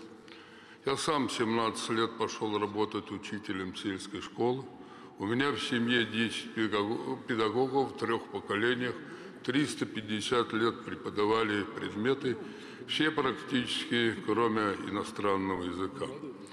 Хочу поблагодарить президента, что он в последнее время этим проблемам уделяет не просто внимание, но и всячески поощряет и поддерживает деятельность губернаторов, руководителей, депутатов и максимально способствует, что эта работа была плодотворной. Мне сегодня приятно вам доложить, что мы за последнее время приняли здесь, в Доме отдыха президента, 16 тысяч детей из Донбасса. Вчера мы отправили 150 тысяч подарков в Новороссию, где посетим все, от передовой до интернатов, и оказываем не просто шефство. Ну а как человека и педагога меня просто поразило, дети, приехавшие оттуда, прекрасные внешне, но со 2 класса их учили по сорокским учебникам и говорили, что здесь живут какие-то злые, плохие дяди. И они были просто ошеломлены, когда мы их привозили в Кремль, на Красную площадь, храм Христа Спасителя, в школу мастеров, великолепную выставку достижений нашего народного хозяйства, на поля боевых сражений. И через 2 недели это уезжали совсем другие дети. Я хочу, чтобы мы вместе с вами продолжили эту очень важную работу, особенно для старшеклассников. Вот сейчас ребята с боевых полей, они об этом прямо говорят, потому что старшеклассники изуродованы больше, чем небольшие дети, и они требуют особого внимания.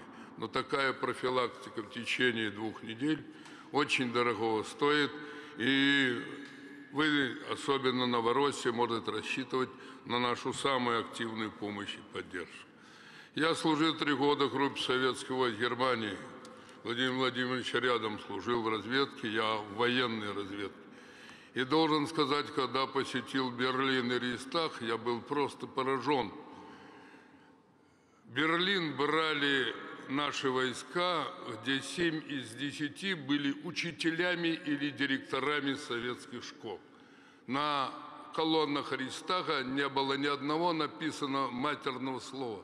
Фашисты были просто потрясены уровнем культуры воспитания тех, кто обеспечил нашу ту грандиозную и великую победу. И не случайно ребята на полях сражений, вот каждый раз в конвое, когда отправляем, по 200-300 знамен просят знамени победы, знамени отцов, которые вместе с нами все встали в тот бессмертный полк. Мы все здесь, члены Госсовета, являемся бойцами этого бессмертного полка. В этой связи та работа, которую проводят наши руководители, члены Госсовета, Владимир Владимирович, по-моему, заслуживает дополнительной поддержки. Я вот вместе с депутатами трижды побывал на выставке. Вы знаете, она производит на новое поколение ошеломляющее впечатление. И прежде всего масштабов страны, уровнем показа этого материала. Но ее нельзя отрывать от великой советской эпохи, кто бы что кому ни говорил.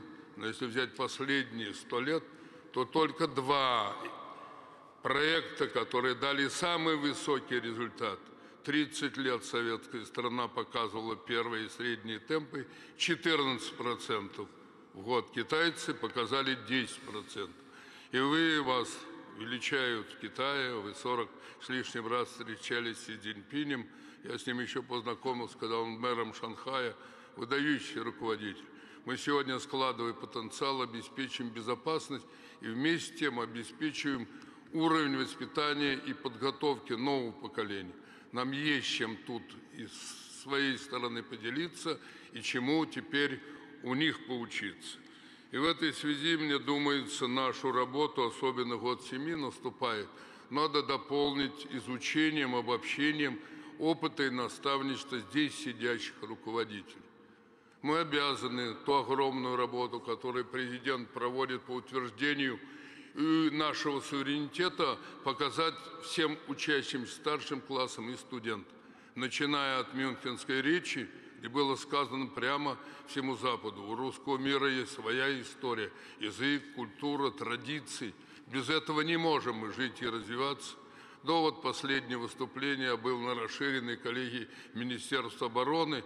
Там совершенно другой дух царил. Это же дух победителей, дух армии, которая получила могучую поддержку от производств. Это совершенно другое состояние. И совершенно ясно, что мы там победим. Но весь вопрос в том, как все это питает новое поколение. Я вижу, что тут мы очень существенно недорабатываем.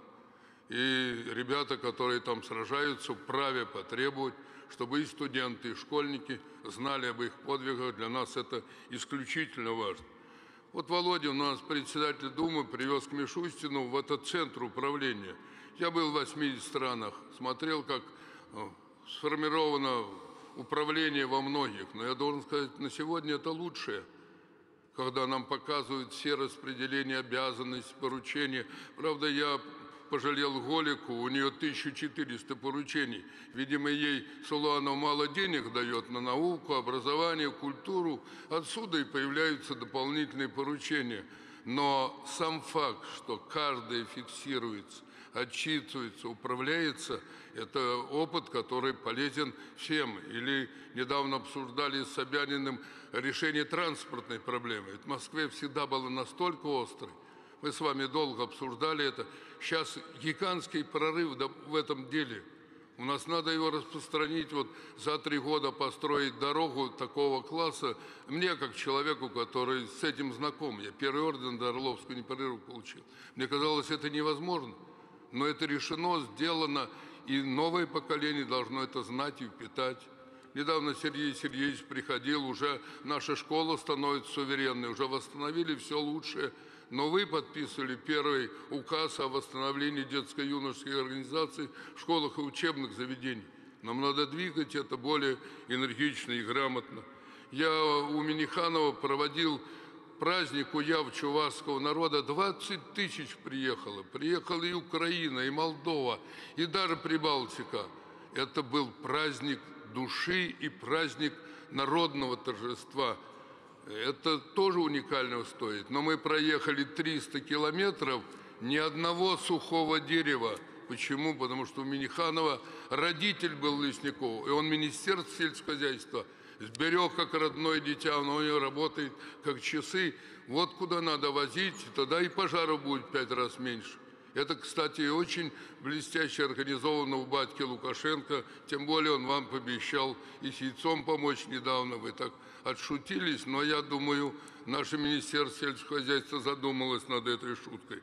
В целом у нас у Кадырова за победу какая работа отлажена у ребят. Я посылал туда своего генерала, я просто с огромным интересом сказал, это надо внедрить в военно-спортивных наших лагерях, они готовят будущих воинов-защитников. Ну и я благодарен, вы Клычкову приняли, это молодой наш губернатор у меня на Орловщине. но он впервые получил по 7 тонн зерна на человека. Ростовская область почти 14 тысяч на 4 миллиона по 4 тонны, по 7 тонн. Вот чей опыт надо сегодня двигать и распространять.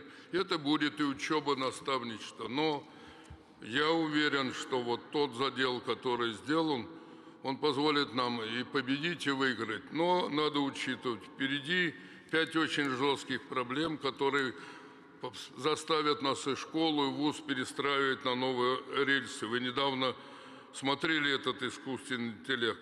Это истощение ресурсов, а у нас треть стратегических ресурсов планеты нам не дадут спокоя. Нам надо быть умными, сильными, успешными.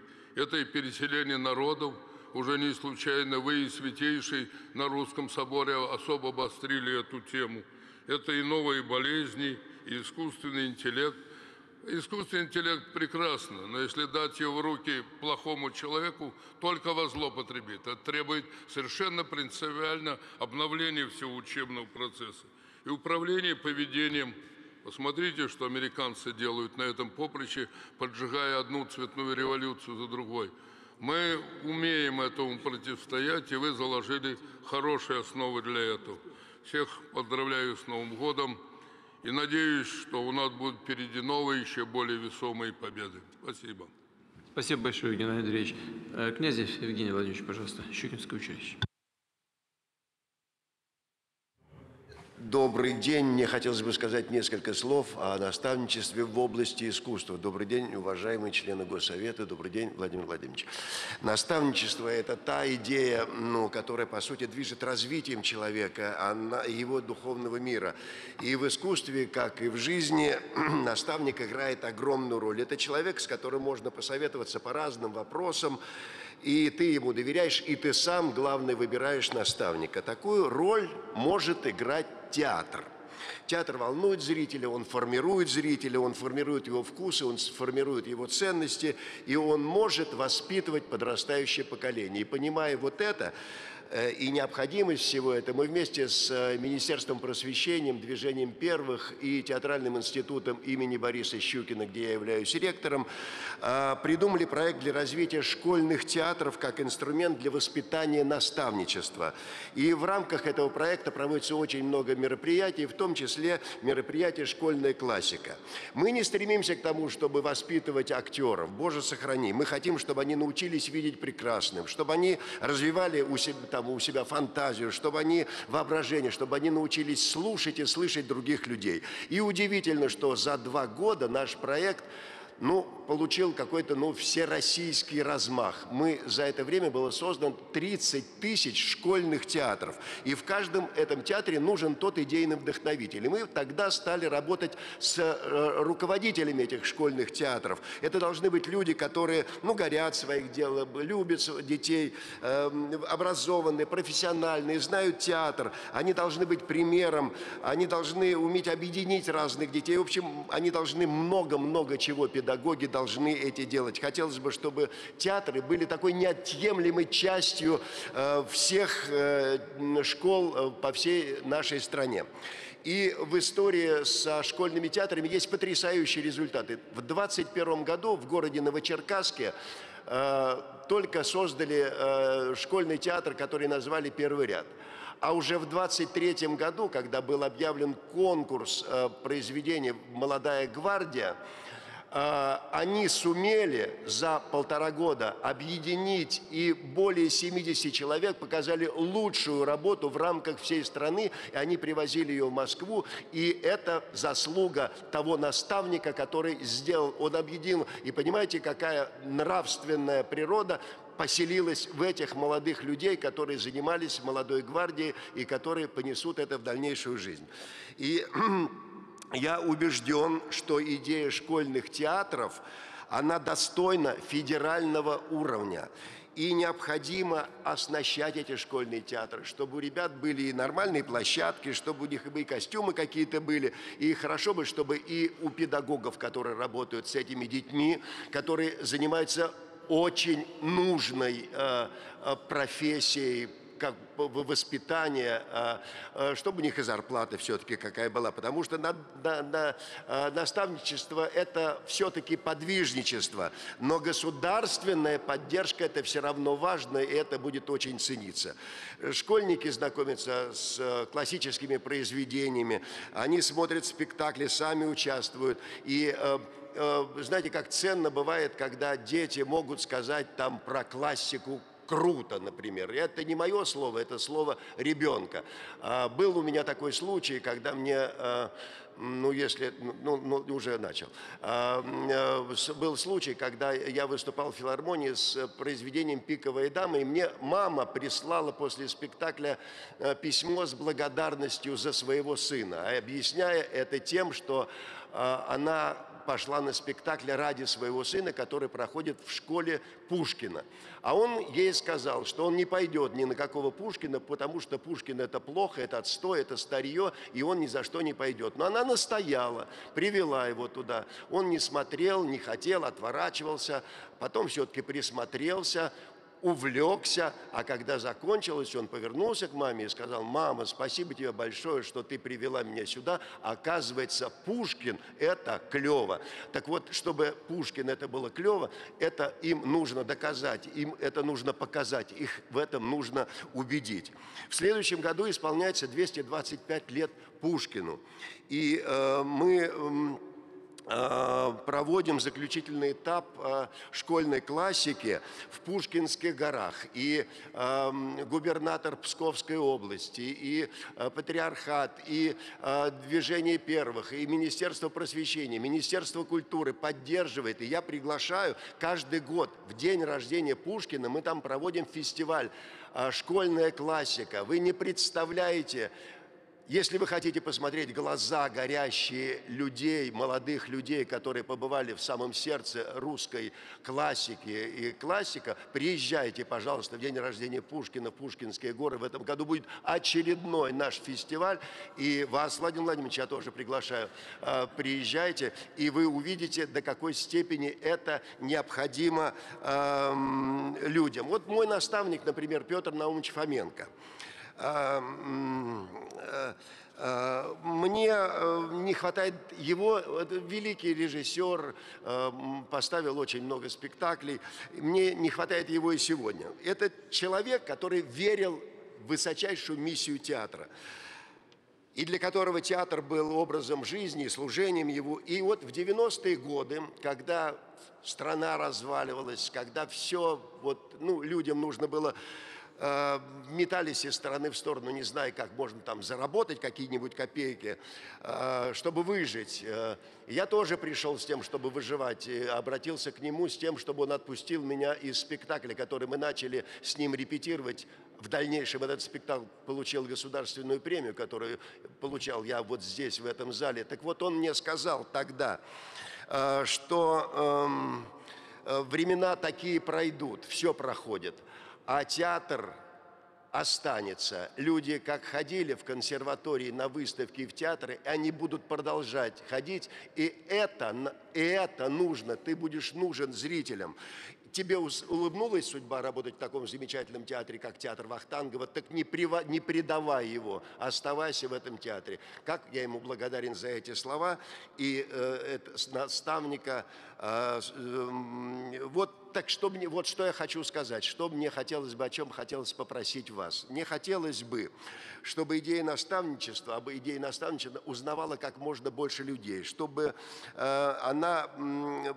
поддержать эту инициативу по популяризации наставничества через кино, через театр, через социальную рекламу, в том числе фильмы, видеоролики, аудиоматериалы, посвященные педагогам и наставникам. И прошу возможность рассмотрения выделения какого-то финансирования, пусть небольшого, на развитие школьных театров в регионах страны. Год педагога-наставника заканчивается, но это же не значит, что наставничество закончится. Оно было, есть и будет, потому что наставник – это очень хороший учитель. А год педагога-учителя, а учитель – это самая почетная профессия. Спасибо. Спасибо большое. Мама, о которой вы рассказывали, она повела своего сына на «Пиковую даму», которая явно не входит в школьную программу. Да? Поэтому, может быть, ему было так интересно. тройка, семерка, туз. Не туз, а дама. Вот. Но идея о школьных театрах очень хорошая. Действительно. Такой элемент воспитания, не только на классике, на всем, что интересно для театра. И думаю, что если коллеги обратят на это внимание, ну и мы на федеральном уровне могли бы это поддержать хоть как-то, это было бы полезно. Тем более, что вот министр финансов сегодня рассказывал с утра, докладывал, дефицит у нас даже меньше 2%, о чем мы говорили, и говорили, что это было бы неплохим результатом, 2% дефицит. Оказывается, что меньше, скорее всего, будет меньше 1,5, да? Меньше 1,5 будет даже. Что в целом возможности есть. Это вопрос приоритетов. Но то, о чем Евгений Владимирович сказал, это, безусловно, относится к приоритетам, потому что относится к воспитанию. Вот еще один участник нашей встречи, Литвинова Елена Анатольевна, слово попросила. Она работает в Свердловской области в Нижнетагильском техникуме и является наставником студентов с нарушением слуха. Елена Анатольевна, пожалуйста. Добрый день. Хотелось бы добавить мастер производственного обучения, переводчик русского жестового языка, национальный эксперт чемпионата по профессиональному мастерству среди инвалидов и лиц с ограниченными возможностями здоровья Обилимпикс. В соответствии с вашим поручением во всех субъектах Российской Федерации с этого года проводятся мероприятия Всероссийского чемпионатного движения по профессиональному мастерству.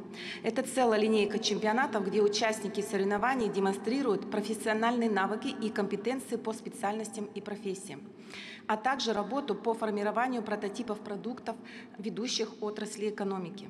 Среди них новый чемпионат «Профессионалы» по 35 компетенциям, где участие приняли около 700 ребят из 62 регионов.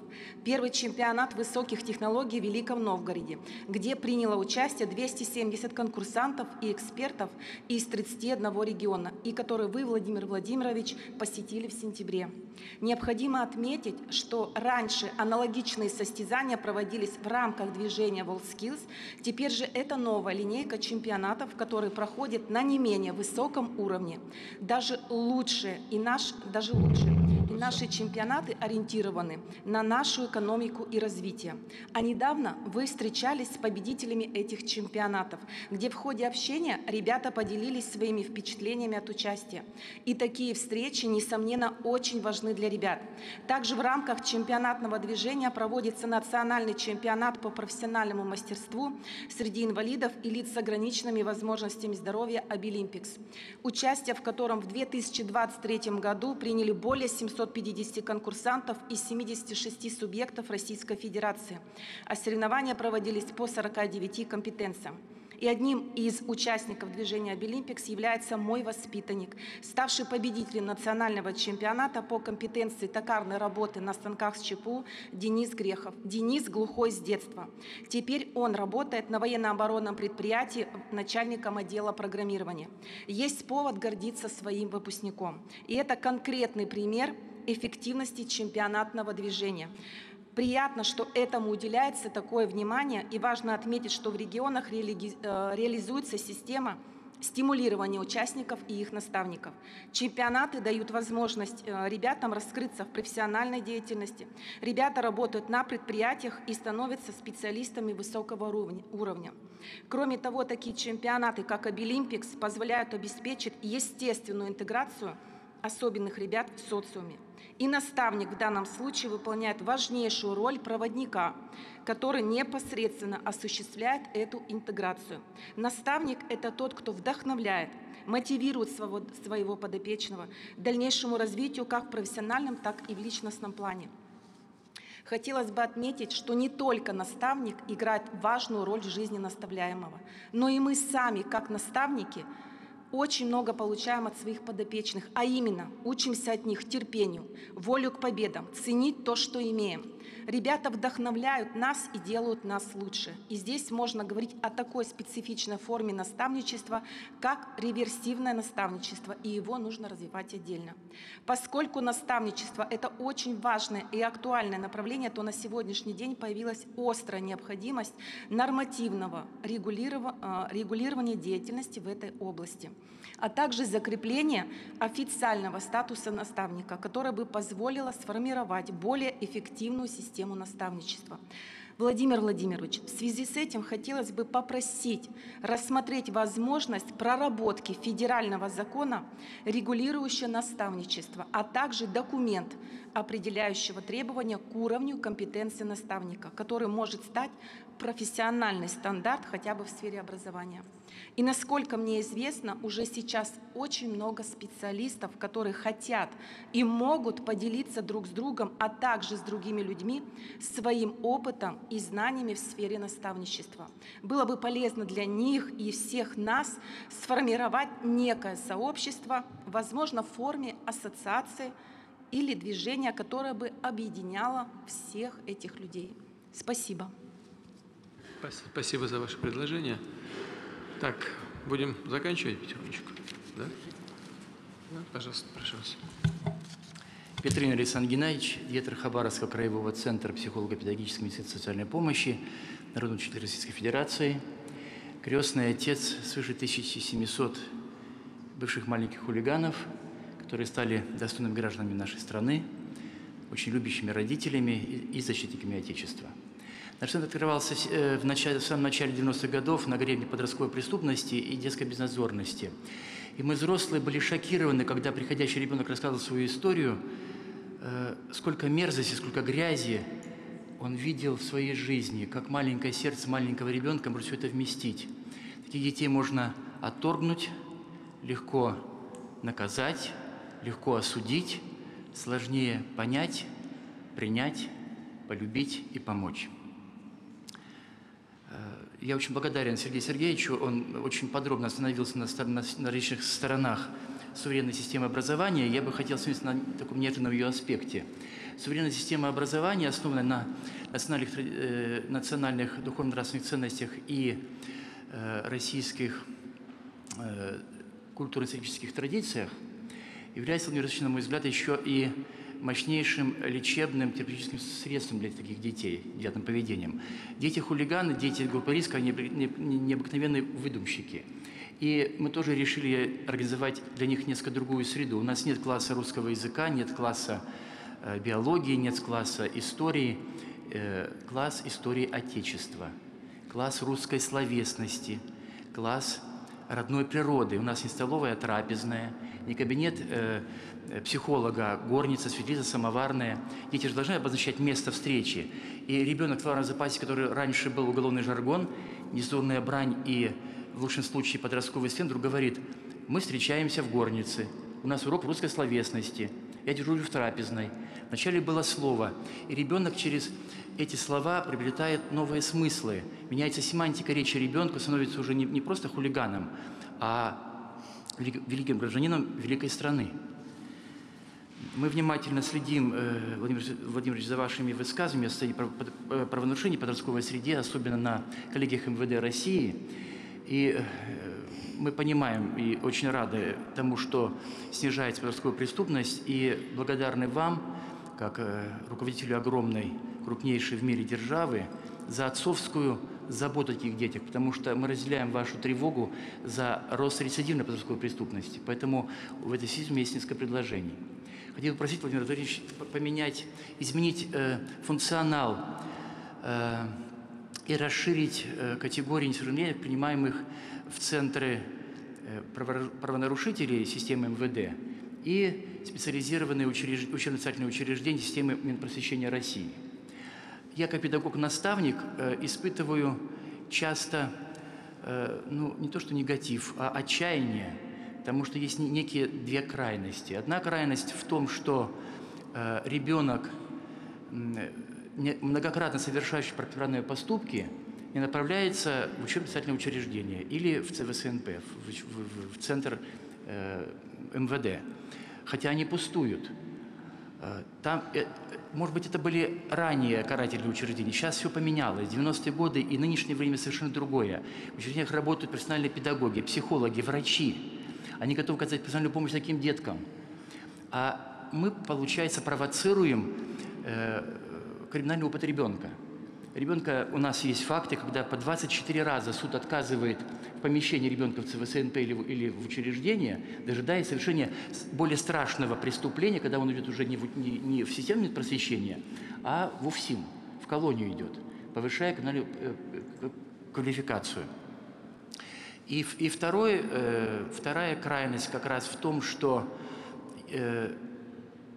судьи помещают ребенка, который уже поменялся, изменился его жизни. Он оказался, допустим, даже в нашем центре.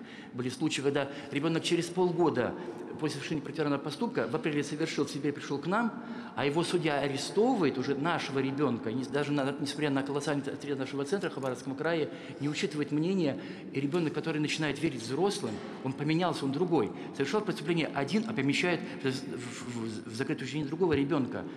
Это не слышно. Ребенок теряет. Спасибо, вот Михаил Ильич сегодня рассказал интересную историю, которая была в его жизни. Мы, выполняя ваши поручения, Владимир Владимирович, разработали программу повышения квалификации, которая зарегистрирована в Федеральном реестре. Насколько я информирован, свыше 68 тысяч классов и педагогов прошли обучение, курс повышения квалификации в этом году. Таким образом, внедряется национальная система повышения квалификации педагогических работников. Наставников тоже нужно учить. Поэтому вношу предложение разработать специализированные курсы, модули для наставников, которые позволят формировать навыки наставничества. И благодарен вам за очень интересную фразу, мудрую, глубокую, в начале нашей встречи. Воспитательная работа не должна ограничиваться рамками школы. Совершенно верно. Это и производство, это двор, где живет ребенок и так далее. И поэтому я прошу и вношу предложение обеспечить привлечение наставников в деятельность по профилактике безопасности и правонарушений детей. Спасибо. Спасибо большое. Уважаемые коллеги, я предлагаю завершать нашу работу. Вот еще раз вернусь к тому, о чем Евгений Владимирович сказал. Он вспомнил про «Пиковую даму». Нас Пушкин многому учит, это произведение в том числе. Но в том числе она учит нас не отыгрываться, а выигрывать, побеждать. Но для того, чтобы побеждать, мы должны и еще более внимательно относиться к школе. Потому что к школе, к наставничеству, потому что именно в школе закладываются все наши победы. Это абсолютно очевидная вещь. И это фундамент, на котором строится все наше общество и вся страна, все государство. Год педагога и наставника – это только старт к общей работе на этом важнейшем направлении. За этот год мы собрали дополнительную информацию, мы посмотрели на практику, мы обобщили эту практику. И сегодня в самых общих чертах подвели итоги того, что было сделано. Но, повторяю, это только старт, начало нового этапа нашей совместной работы. Я говорю именно совместной, потому что без самого активного участия руководителей регионов Российской Федерации мы, по большому счету, продвинуть эту работу в нужном направлении и нужными темпами, с нужным качеством, конечно, не сможем. Я хочу вас поблагодарить за то, что было сделано за прошедший 2023 год. Хочу выразить надежду на то, что мы также активно будем работать и в наступающем 2024 году. Все прозвучавшие сегодня предложения, конечно, должны быть учтены в проекте нашего решения. Благодарю вас за работу и хочу пожелать успехов в наступающем и поздравить вас с наступающим 2024 годом. Спасибо большое.